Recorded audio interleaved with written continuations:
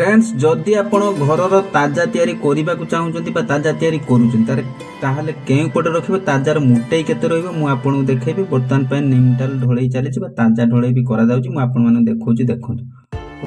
बर्तमान पे देखंतु ताजा ढोलई चली। बर्तमान प्रथमे आमे ताजाटी ढोलई करिबा। ताजा 3 इंच ढोलई करदेबा। तापर आमे निमटाल बीम टी ढोलई करिबा। ताजा संगे निमटाल बीम ढोलई करा जाय एमिति। तो ताजार मुटे 3 इंच रु अधिक रखिबा कथा नहीं।